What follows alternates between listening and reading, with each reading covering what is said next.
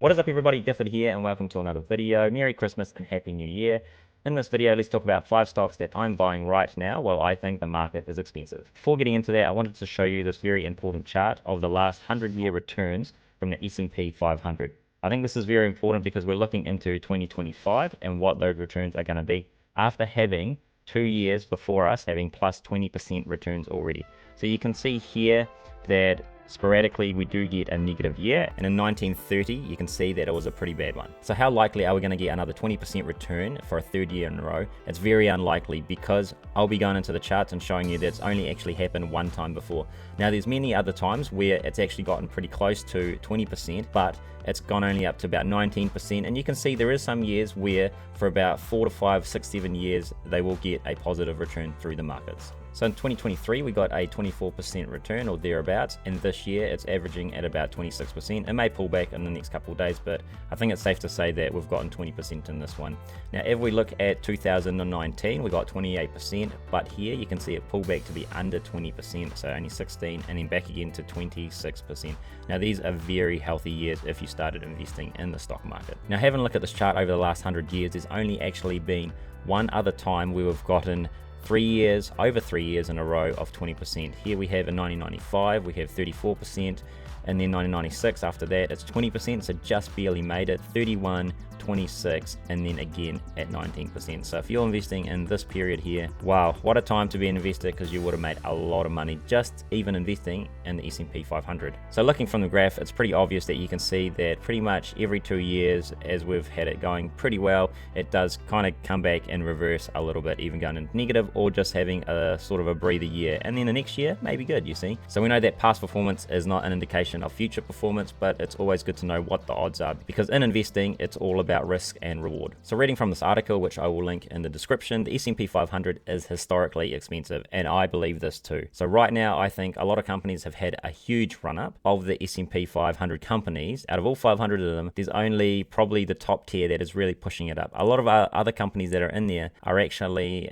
performing pretty average, or not as good as all the other tech companies, which is pushing them up. The S&P 500 currently has a forward price to earnings ratio of 22.3. That is materially premium to the 5-year average of 19.7 times forward earnings, and the 10-year average of 18.1 times forward earnings. The stock market has not been so expensive since April 2021, according to FastSet Research. So what that's telling me right now is that I'm paying a lot more money per share price for every earnings that company's going to make in the future. So getting into the 5 stocks, we can see here that in my Sharesies dividend portfolio, I'm going to be focusing on the JEPI, JEPI, and also DIVO, DIVO. And from my table tracker, we can see that JEPI is at 12.9% and my target is 14%, so it's only 1% off. And also DIVO is at 9.7. It's pretty close to 10% actually, but I do want to bump that up while it's a little bit lower. Eventually I will focus on SCHD, but not right now. And I'll do another video later on to talk about how my dividends have been going, if I've actually been making money in it, if it's been meaningful, if the dividends are gotten up, and how much they're up to now from when I started about 2 years ago. So the other 3 stocks that I'm focusing on is actually SoundHound, ticker symbol SOUN, Brookfield Corporation, BN, and Nvidia Corporation, which is NVDA. So this is a bit of a random pick in stocks, but as you can see here, these two, SoundHound and Nvidia, is an AI play, which I think might be beneficial going into 2025. Now you can see that these are pretty much growth stocks. Well, apart from that one, let's call them a value stock. I'll explain why I am investing in these 3 anyway, but I'm looking for capital appreciation. So the big thing to note is that these 3 companies, I'm not going to be buying a lot of them in there, because I think the market is expensive and I think I might be overpaying for them, but I do want to buy a little bit now because I think AI is still going to keep going through to 2025. So here from the article, this is one of the articles which made me start looking at SoundHound. So these 2 AI winners have triple-digit upside. So here it just talks about SoundHound performance. Now this is a company with a negative PE, so they're not actually getting ahead making money at the moment, but the growth and acceleration is doing pretty well. Now they're pretty expensive at $20 a share, but we'll get into the valuations and what they're doing right now. So we're over at the stock analysis website, and you can see that the PE ratio for SoundHound is NA because they don't have any earnings at the moment, it's still a negative PE company. And going straight into the forecast, I think it's got a high of $26, an average of $12.92. So it's actually a bit of a premium to buy right now and a low of $6. So one of the big drivers for this company to have surged up in price recently is if we go to revenue, we can just see the revenue is just a staircase. Look at that. It's just going up year on year, and we can see the growth here. The growth is very good, above, or above or close to 50% there in the last couple of years. However, the other thing is the operating income. We can see here that it is costing them more money. So that's why they are negative PE, because overall, if we go down, the cash flow isn't actually any good either. So they are growing, but also the revenue and the earnings is not enough, or they have negative earnings, but the revenue is not enough to counter the cost of the business doing business. So if you invest early, say I would like the price to come down a little bit, what is their market cap? Let's have a look at their market cap. So the market cap at the moment is $7.4 billion. So that's a decent amount. That's probably like mid, right? We want them to pull back a little bit, but people are expecting big growth from this place. We're just going to see if we go back to financials and this revenue. So usually around the hype of these tech stocks, if this can keep staircasing up like it is, keep building that revenue, then the market cap is obviously going to go up higher as more people are willing to pay for the stock. And this is what I'm looking at to see if this growth can continue. And if it pulls back, I am willing to buy a little bit more of this company. So the next stock I want to get into is BN, which is Brookfield Corp. And we can see here lots of people have been doing videos on this on YouTube. We can see here Brookfield, what to look out for. And Daniel Pronk is someone that I watch, also has been buying this stock when it was way cheaper as well. So I've started to be interested in it now because I do like it, but again, it is a small holding. And going into here, Brookfield is quite a big company already at $86 billion.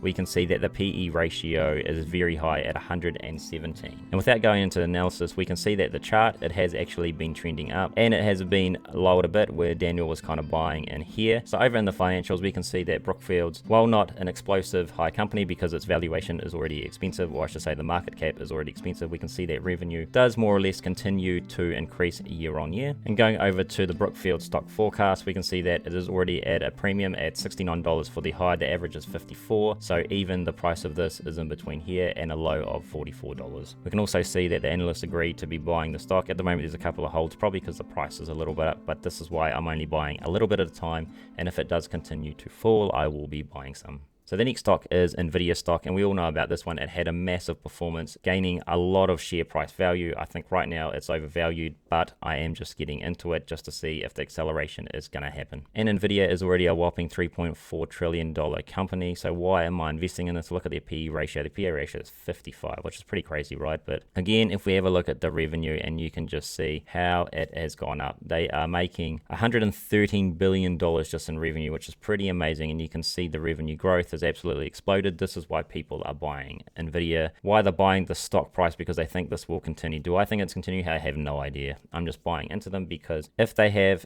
this kind of growth, they've got this new products coming out, which I'm going to learn about, then I'm willing to buy some of this company because I don't see it stopping. If they just have products that people want to buy and AI is going to take off, a lot of people are paying for that. This is just going to continue to keep going up. So I might as well start buying into this, because if a company is performing, they might be really expensive, but there's a reason why they are performing. And again, just have a look at the gross profit, which is pretty insane. That's $86 billion in gross profit. Look at the explosion, even when such a big company. It obviously means that they have some very, very big products that people are willing to pay a lot of money for. So beyond those 5 stocks I'm buying, in the background, I already own a lot of Sharesies holdings. And this is just an update of what I'm doing attached to this video. So we can see here that I have been slowly buying. Now in this account here, I've got 33 shares and it's currently down by 10%. And we can see in that account that these were my buys. So I started actually buying around about $70 as it's continued to go down. Now I think it started creating a bit of a base. So if we do get some good news, I see it popping up. If we don't have good news and the Pepsi sales continue to decline, or they don't buy anymore, then I think we're significantly going to go lower, because at the moment, this company here, highly volatile, it is a growth company. So we're expecting them to sell a lot of products to get that growth up, to dominate the top 3 of the drinks in America. So if they do not continue the growth in there, the stock is going to absolutely plummet. Having these shares as well, I also have 200 shares that I'm doing in options. Now currently those 200 shares there, the cost basis is $32. Currently the stock price of this is around about $27, $28 right now as I'm doing this video. So I am a little bit low, but with options that does allow me to make money from my shares that I do own. So that's a different strategy here. One here is long term, the other one is sort of short trading. If I make any money from this, I actually put put it into the long-term stuff as well. So the people that are wondering about Celsius, do I still own it? Yep, I still do own it. It's just in the background at the moment because I can't put any more capital into it. I'll probably put close to 10,000 New Zealand dollars into this, so I've just got to wait to see what happens of the next steps of the company. So in summary, I'm just buying small amounts of these other 5 stocks while I think the stock market is expensive. And in the meantime, what I'm doing with my extra money is just putting it in the bank. It's getting a lowly 3.25% of interest, so not very good, but every week I put it aside there for a buying opportunity. So currently I have 13,000 New Zealand dollars ready to invest, but I'm going to be waiting till there's a very big dip in the market because I think in the second half of the year we're going to get some opportunities again, but I don't mind waiting, having that cash in the bank. Anyway, thank you for watching. If you've got any questions, pop them down below and I will answer them when I can. The trading platform I use is Interactive Brokers, Hatch Invest, Stake and Sharesies for individual companies, and I use Investnow for index funds. If you want to start investing, you can use any of my referral codes down below to start your own investing journey if you are from New Zealand. If you want to hear more from me, follow me over on Instagram where I post stock related news and anything about my portfolio every other day. Like and subscribe and hit this video here if you want to watch my $60,000+ portfolio and my 4 strategies. Thank you for watching and I'll see you in the next video. Goodbye.